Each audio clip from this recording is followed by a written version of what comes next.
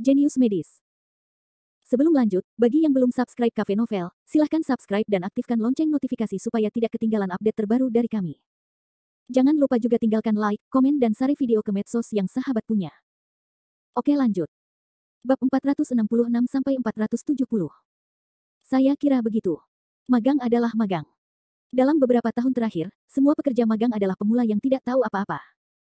Sungguh menakjubkan bahwa mereka dapat mengenali titik akupuntur tubuh manusia. Itu adalah master yang hebat. Senyumnya lebar, pokoknya, saya tidak optimis. Menurutku orang ini hanya membual. Yah, jangan ucapkan sepatah kata pun. Tidak apa-apa bagi Anda untuk mengucapkan beberapa patah kata saat Tuan Bao tidak ada. Jika Tuan Bao tahu bahwa kami sedang bergosip di belakang kami, berhati-hatilah karena dia sedang terburu-buru bersamamu. Bagian layanan dan para pelayan semuanya membicarakannya. Pernahkah Anda mendengar semuanya? Lucu sekali, Tuan. Apakah ada Tuan muda? Ya. Menurutku itu hanya sekedar bualan. Saya tidak percaya. Bisakah Anda percaya? Bisakah tukang pijat menyembuhkan orang? Dikatakan bahwa pasien VIP memiliki kotak kartrit di bahunya, dan dokter TCM kecil bahkan bisa melepasnya. Coba tebak. Dia mengatakan itu dia mengeluarkan kotak selongsong peluru sambil dipijat. Lucu sekali, hei, jangan lakukan itu. Mungkin rumor itu benar. Apa yang benar atau salah? Kalau benar, kamu masih perlu datang ke tempat kecil kami untuk berlatih. Itu belum tentu benar. Saya harap rumor itu benar. Jika dia benar-benar memiliki kemampuan ini, dia mungkin bisa merawat beberapa tamu yang terluka di panti pijat, untuk lebih meningkatkan reputasi panti pijat tersebut. Saya percaya. Apa kau percaya itu? Yah, aku tidak percaya. Hahaha. Anda begitu lucu. Aku suka mulutmu. Apa yang kamu katakan lucu sekali. Petik 2. Seluruh ruang pijat, hingga tingkat senior yang lebih tua dan hingga ibu penyapu di pintu, mencibir rumor Jericho Lee. Mereka tidak percaya rumor itu benar, kecuali si Caixian dan beberapa orang lain yang telah melihat metode Jericho Lee. Dalam hati mereka semua merasa bahwa adalah bahan tertawaan bagi seorang praktisi pengobatan Tiongkok untuk datang ke panti pijat untuk berlatih. Jericho Lee tidak tahu tentang semua ini. Namun, meskipun dia tahu, dia tidak akan peduli sama sekali. Dia akan menempuh jalannya sendiri dan peduli dengan sikap dan pendapat orang lain. Pada pukul 6.30 sore, Chang Xuande meninggalkan ruang pijat, meninggalkan Jericho Lee untuk melanjutkan magang di ruang pijat. Tanpa bimbingan Chang Xuande, Jericho Lee tidak memiliki tekanan apapun. Bidang kecil seperti itu sangat umum baginya, dan dia tidak menganggapnya serius. Ikuti si Caixian untuk terus menerima tamu. Baiklah. Anggap saja ini sehari. Kembalilah besok. Pada pukul 7, si Caixian meminta Jericho Lee untuk istirahat. Bagus. Jericho Lee mengangguk, saya akan tiba pukul 4 besok sore tepat waktu. Dalam beberapa hari berikutnya, Jericho Lee datang ke panti pijat untuk berlatih setiap hari, 3 jam sehari. Dia memanfaatkan hampir setiap kesempatan untuk berolahraga, dan tidak akan menolaknya. Chang Xuande cukup puas dengan penampilannya. Dia melihat teknik pijat Jericho Lee yang semakin terampil dan memujinya secara diam-diam. Saat ini, beberapa pemijat yang awalnya ingin melihat lelucon Jericho Lee, setelah melihat cara Jericho Lee dengan mata kepala sendiri, semua menutup mulut dan tidak bisa mencibir. Mereka baru mengetahui bahwa ada orang di luar sana, dan masih ada orang di luar sana. Mereka sungguh picik dan berwawasan luas.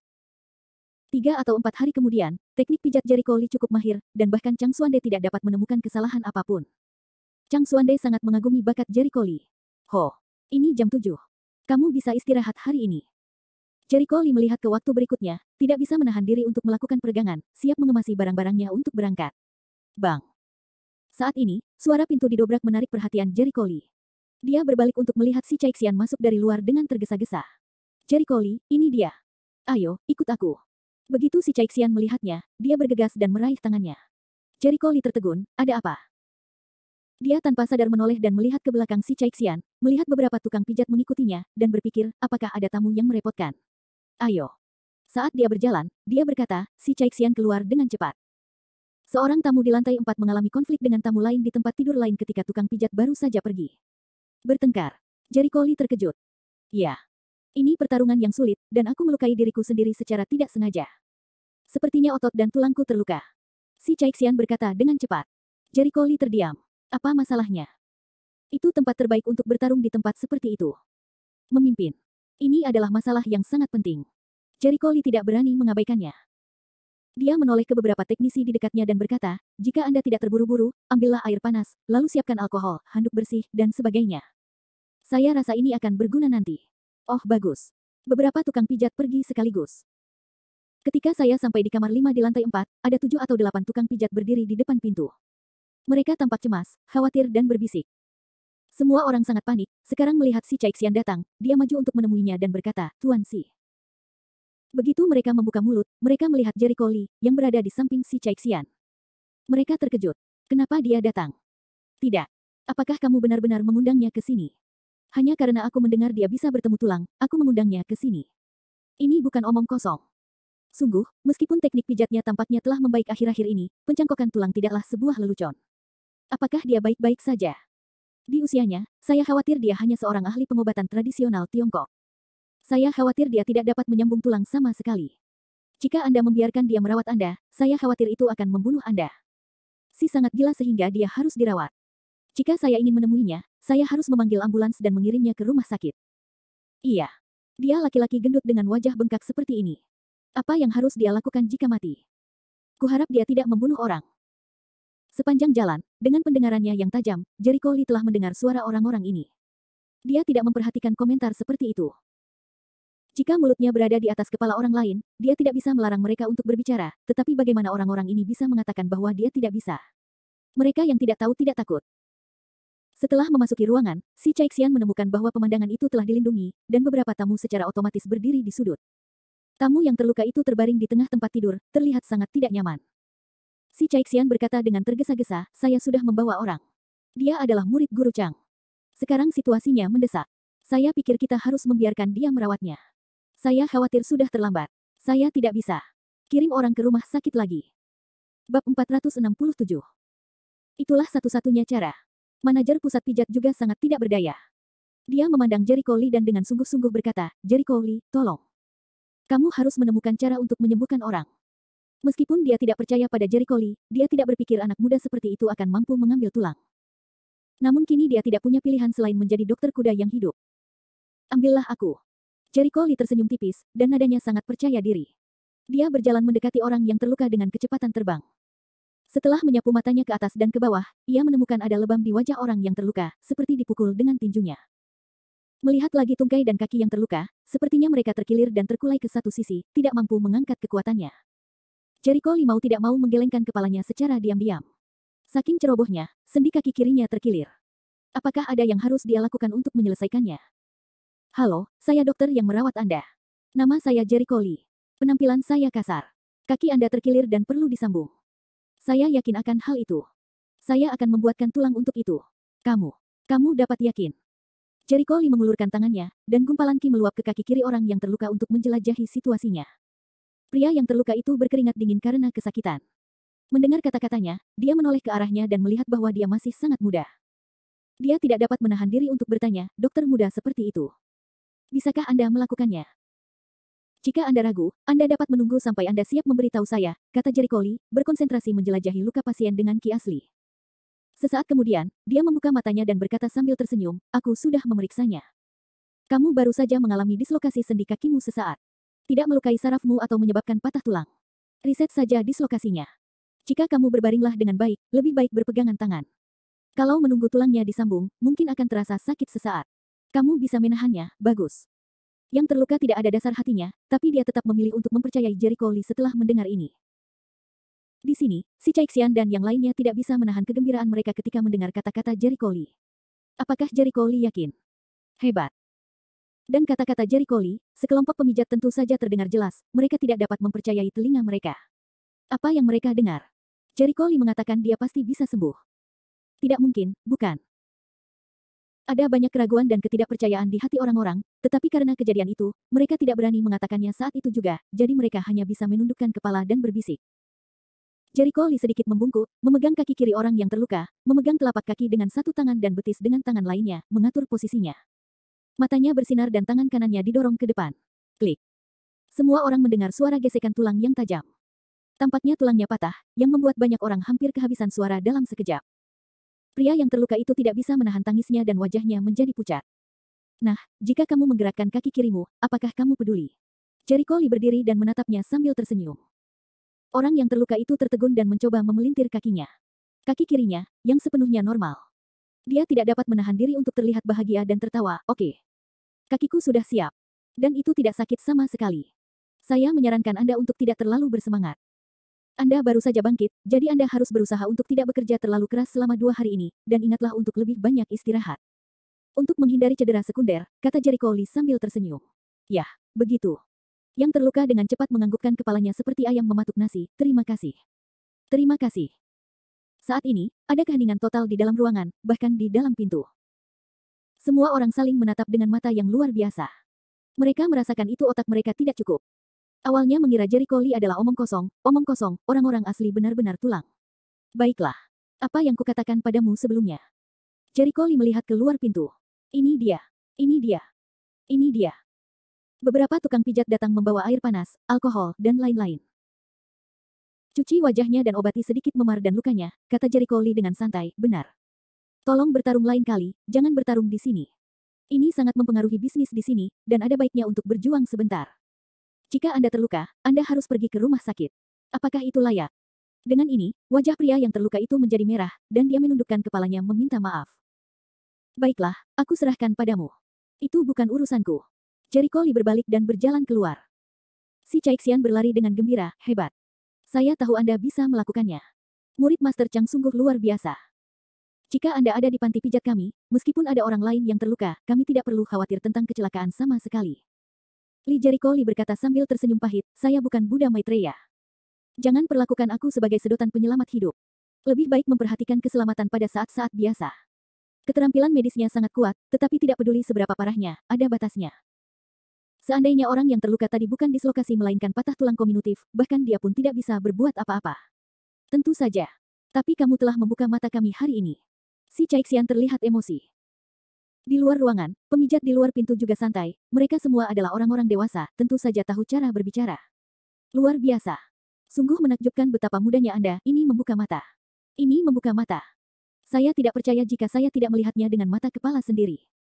Saya berkata murid Master Chang, bagaimana dia bisa tidak kompeten? Bukankah mudah untuk menangkap seorang jenius seperti dia? Yakinlah. Benar-benar yakin. Saya tidak tahu berapa kali lebih buruk daripada para dokter liar itu. Jenius muda. Melihat kemampuan Jericho Lee dengan mata kepala sendiri, mereka harus yakin tidak peduli seberapa besar penolakan mereka. Satu demi satu, sikap mereka berubah 360 derajat. Mereka sama antusiasnya seperti saat bertemu ayah mereka. Si Caixian memandangi wajah orang-orang yang tersenyum dan mencibir di dalam hatinya. Bagaimana mungkin dia tidak melihat bahwa orang-orang ini pada awalnya tidak yakin dengan Jericho Lee, atau mereka berubah setelah melihat kemampuan Jericho Lee yang sebenarnya. Dia tidak menyukai orang-orang yang berbicara dengan manusia dan hantu. Namun, karena kami semua adalah rekan kerja, dia tidak mudah berkata apa-apa. Kami hanya dapat mengirim orang-orang ini pergi dan membiarkan mereka kembali ke posnya. Jericho Lee, kamu benar-benar membantu rumah sakit kami hari ini. Aku akan memberitahu Tuan Bao nanti. Dia akan sangat senang. Mungkin dia akan memberimu hadiah. Si Caixian berkata sambil tersenyum. Hadiah. Jericho Lee tertegun dan menggelengkan kepalanya. Tidak perlu imbalan. Saya datang ke sini sebagai pekerja magang. Dalam arti sempit, saya bisa dianggap sebagai karyawan di sini. Bukankah pantas jika karyawan berkontribusi di tempat ini? Terlebih lagi, itu hanya hal kecil untuk saya untuk membantunya menyambung tulang. Tidak ada yang perlu dikhawatirkan. Bab 468. Yah, itu tidak benar. Si Caixian menggelengkan kepalanya dan mengoreksi, di matamu, itu bukan apa-apa. Tapi ini berbeda untuk panti pijat kita. Jika kita tidak bisa menangani masalah ini sekarang, itu akan berdampak besar pada reputasi panti pijat. Manajer itu mengangguk, ya. Jika kami tidak menanganinya dengan baik, itu akan mempermalukan panti pijat. Orang lain menganggap layanan kami di sini tidak bagus. Jika kami menyebarkan sedikit gosip dan kemudian menambahkan beberapa hiasan ke dalamnya, saya khawatir ini akan menyebabkan serangkaian krisis reputasi. Alasan mengapa panti pijat kami berkembang dengan baik adalah karena reputasinya cukup baik. Selama itu adalah sesuatu yang dapat mempengaruhi pujian publik, sekecil apapun ya, itu adalah hal yang besar di mata mereka. Baiklah. Jericho Lee tidak bisa mengalahkan keduanya. Jericho Lee, kembalilah hari ini dan kembali lagi besok. Si Caixian berkata sambil tersenyum. Jericho Lee mengangguk, mengucapkan selamat tinggal kepada mereka, berkemas dan meninggalkan panti pijat. Melihat sosok yang dia tinggalkan, si Caixian dan istrinya tidak bisa menahan nafas. Mereka tidak sombong dan tidak sabar, rendah hati dan sopan, berbakat dan rajin belajar, berbakat dan tidak sombong. Sungguh pemuda yang luar biasa. Ahli pengobatan tradisional Tiongkok lainnya di Tiongkok. Ya. Anak muda biasa, yang memiliki sedikit kekuatan dan bakat, seringkali sangat bangga, memandang rendah ini dan itu, dan bahkan memandang ke atas. Tapi dia sangat baik, tapi dia tidak punya harga diri. Dia stabil dan percaya diri. Yang paling penting adalah saya telah mengamati magangnya hari ini. Dia terlalu rajin. Saya telah belajar sepanjang waktu.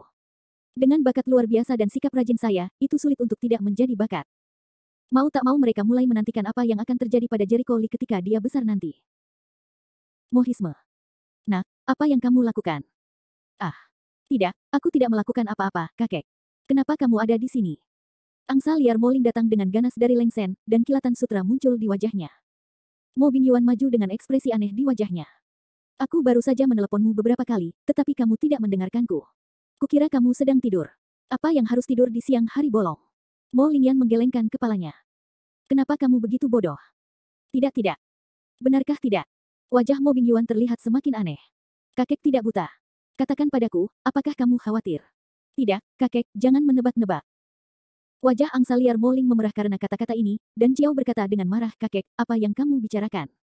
Bagaimana aku bisa memikirkan orang itu? Kamu terlalu banyak berpikir.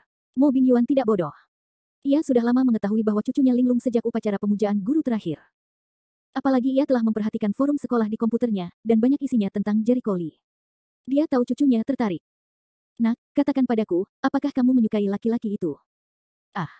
Mo Lingyan tercengang, dan wajah cantiknya diwarnai dengan lapisan kabut merah. Dia merasa tidak nyaman dan berkata, jangan menebak, kakek, jangan. Tidak ada yang salah dengan itu.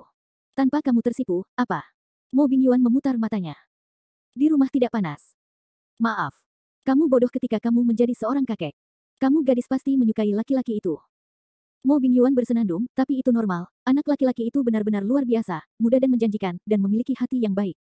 Orang-orang siapa yang mengenalnya dengan baik akan menyukainya. Apakah itu berlebihan seperti yang Anda katakan? Mo Lingyan tidak menganggap Jericho Lee hebat. Kakek berkata kepadamu dengan serius, apakah kamu benar-benar menyukai anak laki-laki itu? Mo Bingyuan memandang cucunya dengan serius. Mo Ling angsa liar berwajah cantik merah, memegang ujung gaunnya, wajah berpenampilan wanita kecil mengangguk.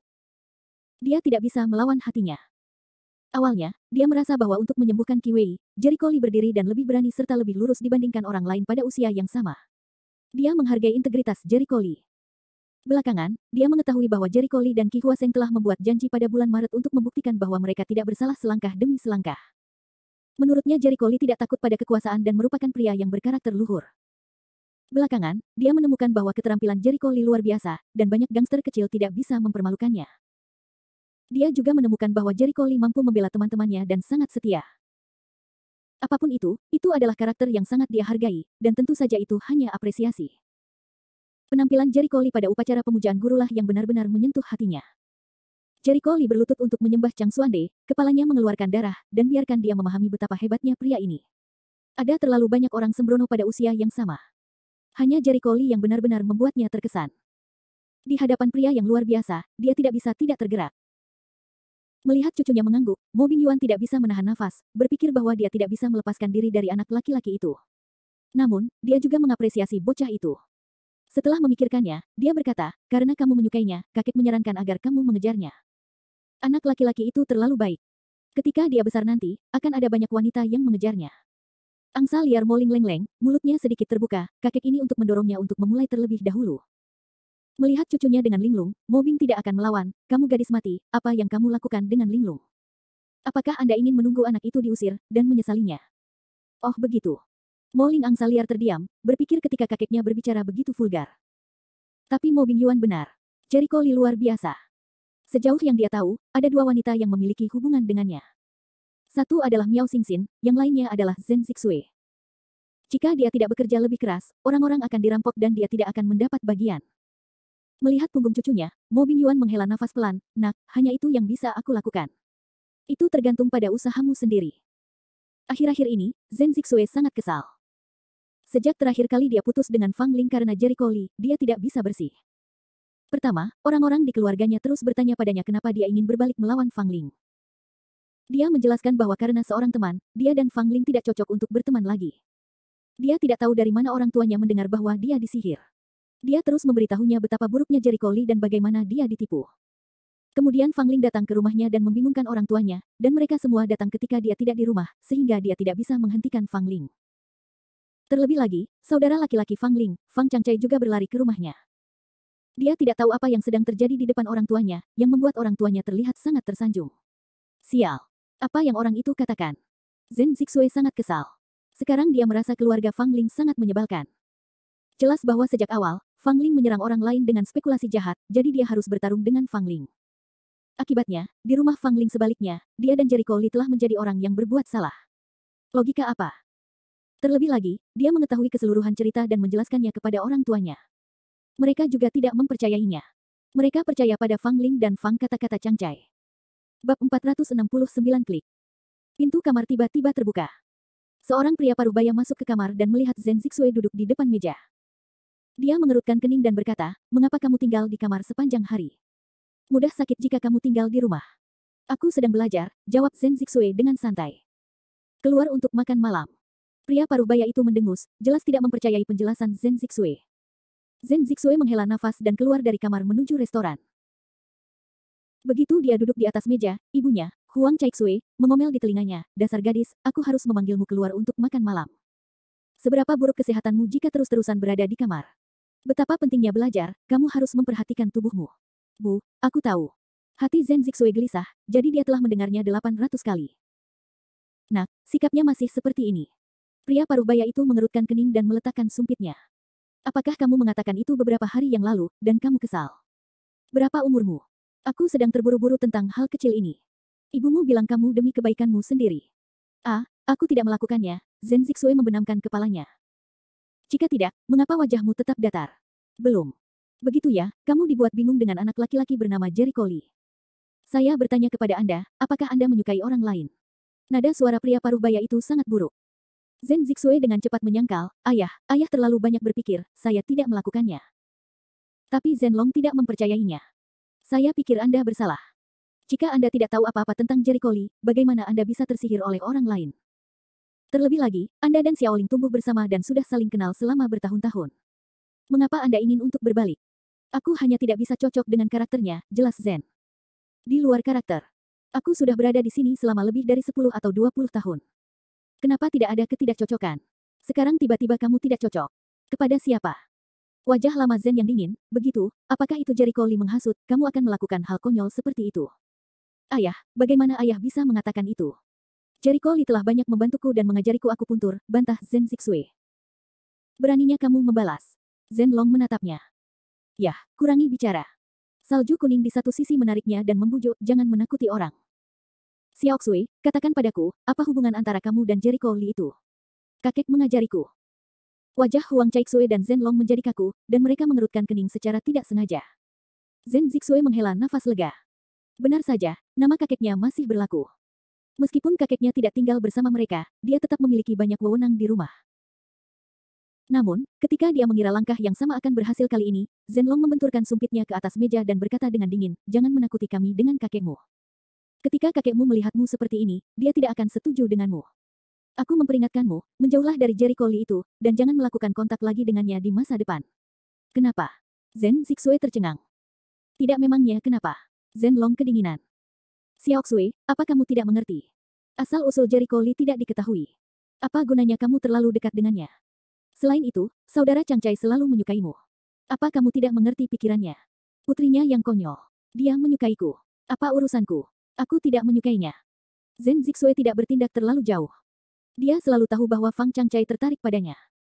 Hari itu, Fang Ling mencoba membawanya ke rumah Fang, tapi juga untuk mengatur agar dia bertemu dengan Fang Changcai. Tapi dia sama sekali tidak menyukainya, dan dia sama sekali tidak menyukai Changcai. Di matanya, Fang Changcai adalah generasi kedua dari seorang pesolek. Dia tidak bisa akur dengan orang-orang seperti itu. Seseorang selama yang dia inginkan. Kata-kata ini segera membuat wajah Huang Caixue dan Zhenlong menjadi dingin. Bang! Zhenlong menamparkan meja dan menggoyangkan sumpit di atas meja, "Diam. Apakah Anda seorang gadis?" Zhen Zixue terkejut dan wajahnya yang cantik menjadi pucat. Huang Caixue juga cukup marah, menatap wajah putrinya, "Jangan katakan itu lagi di masa depan. Kamu dan aku baru saja tumbuh bersama. Ini adalah berkahmu karena dia menyukaimu. Kamu tidak menyukainya. Apa masalahnya? Perasaan bisa dipupuk. Tapi aku hanya tidak menyukainya." Zhen Zixue memprotes tidak yakin. Orang tuanya selalu ingin dia menikah dengan keluarga Fang, tapi dia tidak bersedia. Kamu gadis mati, itu bertentangan dengan langit. Biarkan kamu menikah demi kebaikanmu sendiri. Mengapa kamu tidak mengerti? Huang Caixue sedang terburu-buru. Zhenlong juga berkata dengan dingin, "Saya tahu Anda menyukai Jericho Lee. Jika Anda tidak menyukai Jericho Lee, bagaimana Anda bisa menolak bergaul dengan Changcai? Apakah Changcai lebih baik daripada anak laki-laki yang tidak diketahui asal-usulnya itu?" Wajah Zhen Zixue bahkan lebih putih. Dia menyadari bahwa tidak peduli bagaimana dia berdebat, apa yang dia katakan tidak ada gunanya. Karena orang tuanya tidak mendengarkan perkataannya dan tidak percaya dengan perkataannya. Terlihat Fang Ling dan Fang Changchai pasti pernah memfitnah Jericho Lee di depan orang tuanya, sehingga orang tuanya mempunyai kesan buruk terhadap Jericho Lee. Aku tidak akan makan lagi. Zhen Zixue sangat marah hingga dia menjatuhkan sumpitnya dan berbalik untuk berjalan ke arah kamar tidur. Bang! Dia langsung mengunci kamar tidur, mengatakan lebih banyak tidak ada gunanya. Lagi pula, apa yang dia katakan, orang tuanya tidak akan mendengarkan, jangan katakan, juga jangan berkomunikasi, jangan sampai hanya konflik. Gadis tidak berbakti ini. Zhenlong sangat marah hingga dia menepuk meja. Huang Caixue menarik suaminya, baiklah, jangan marah. Dia hanya tidak mengerti untuk sementara waktu. Biarkan dia tenang selama 2 hari. Ketika dia memikirkannya, dia akan mendengarkan kita. Pikir dia bisa mendengarkan apa yang kita katakan. Kemarahan Zhenlong sulit untuk ditenangkan. Baiklah, baiklah. Jangan marah. Biarkan kakeknya membujuknya. Mungkin itu akan berhasil. Huang Caixue tidak berpikir bahwa putrinya akan keras kepala sepanjang waktu. Yang mereka butuhkan adalah bujukan yang sabar dan kerja keras. Suatu hari, putrinya akan memahami niat mereka.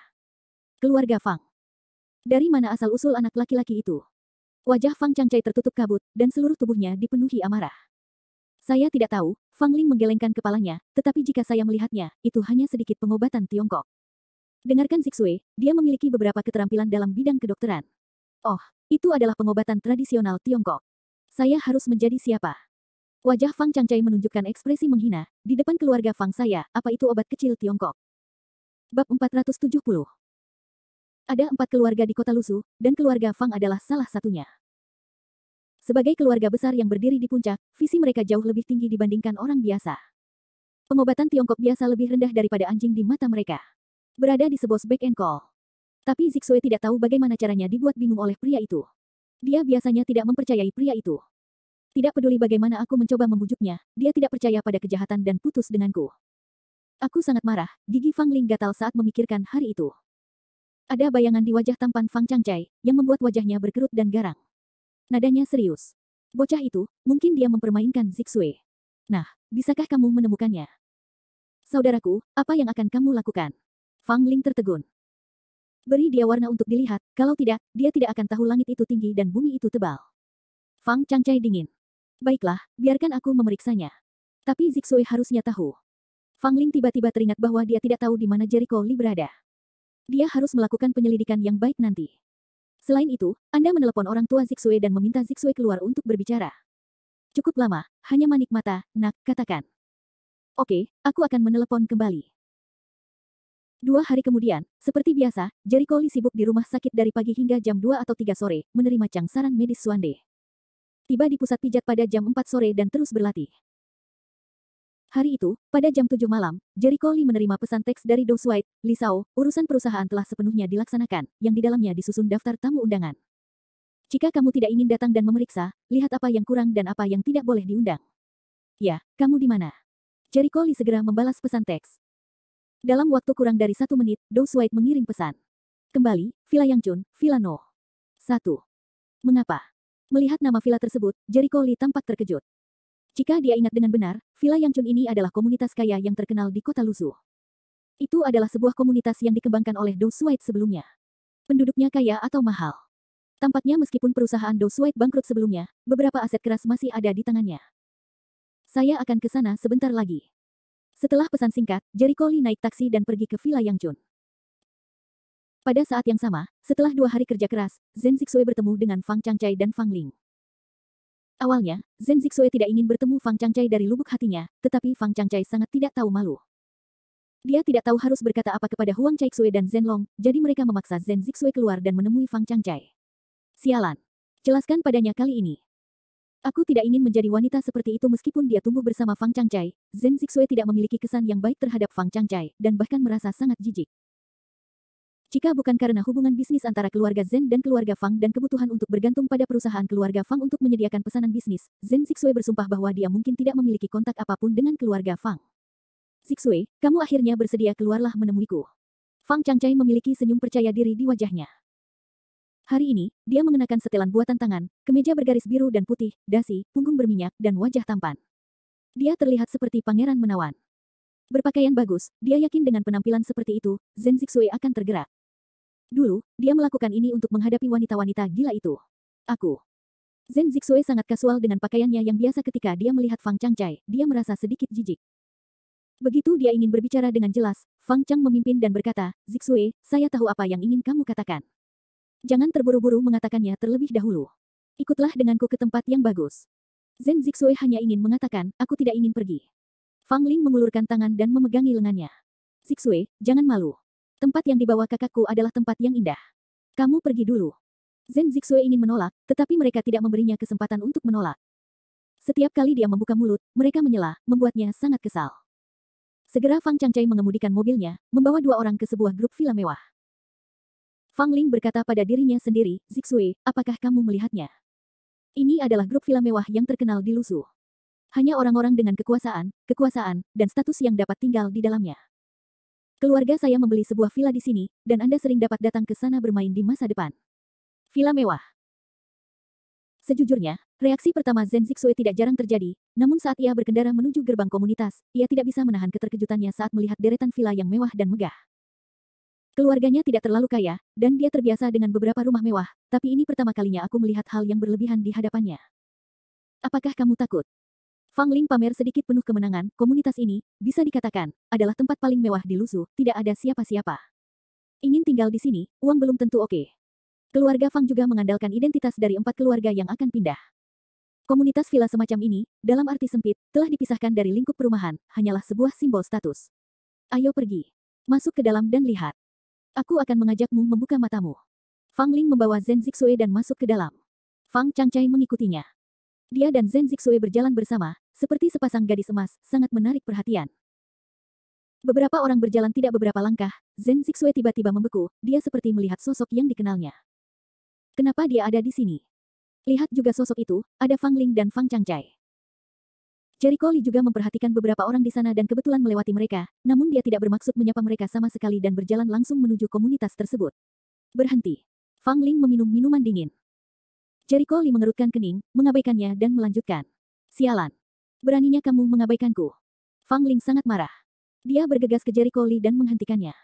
Jericho Li berhenti dan mengerutkan kening padanya. Apa yang kamu lakukan dengan caraku? Dia terkejut melihat wanita menjijikkan ini di sini. Seharusnya aku menanyakan itu padamu. Mengapa kamu di sini? Nada suara Fang Ling agak tidak senang, dan dia menatapnya dengan curiga.